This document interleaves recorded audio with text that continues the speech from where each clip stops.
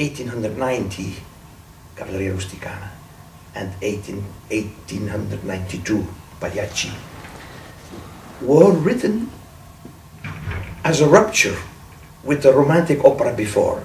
They were a kind of manifest, the manifesto they called it in Italian, of the verismo, which means that already the passionate stories that were told or situated in a part of Italy that was very, very neglected until now. You know, Italy was very, very fresh. The country just existed 20 years.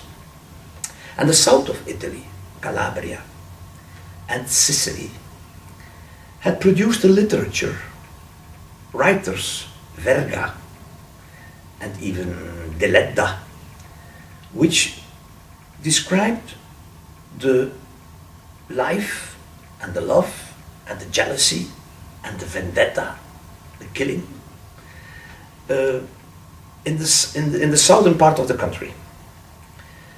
When Mascagni, I think it was in 1884 already, so more than 15 years before, saw the theater play, because first of all Verga wrote a novella, wrote a short story. Then it became a famous theater play with Eleonora Duse, who was the great actress of the fin de siècle, the 1900 actress. He thought, the young Mascagni, that that could become an opera. Big chorus people, processions, dialect. All this was very, very new for the Italian opera. And new was too to take a circus troupe, comedians who traveled, the Commedia dell'arte, famous Italian troupes, to put inside that milieu a passionate drama of jealousy and vendetta. It was the same thematic. In Cavalleria, the lover Turido, the hero, is killed in a duel. It's the man who is killed. And in Pagliacci, the wife is killed because she needs freedom. So what does a director of today do with that material? And the public will see on stage a relatively empty, not decorative stage, because they will see a reminiscence, what do you say, a memory of the Greek tragedy. The space they will see is a space for the Greek classical drama. There are some spots in Sicily.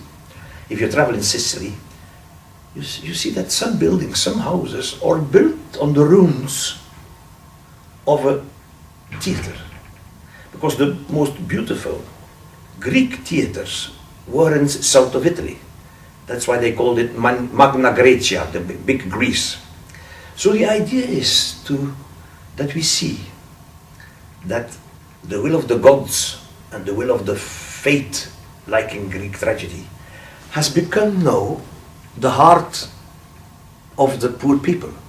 So they perform there in that space, and the public who looks is sitting on the gradine, they say in Italian, on the arena, where 1,000 years before they have looked at Aeschylus and Sophocles and Euripides.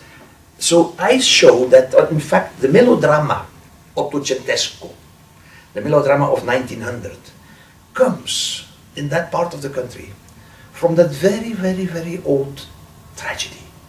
And that olive tree that you see, there is an olive tree in the arena. It's ruins. It's not a clear, very well-shaped arena. It's 1,000 years old. The olive tree is the symbol that all this existed already before nature, and it's still there. So the public of today looks at 1900. I didn't actualize it for today. I didn't put it in costumes of today, because we hear the music of that moment. Mascagni has put a lot of serenade and of Alfio's song and Turido's song, these existing melodies of his time, and a lot of habits, biting in the ear, for example. Rido bites in the ear of Alfio to show that he agrees. This is a typical Sicilian habit. So all the, you say in French, couleur locale, local color, is a lot present. There are folkloric costumes, but it's situated in 1900, so this is not so far away from us. We recognize. And in that Greek theater comes the circus of Canio.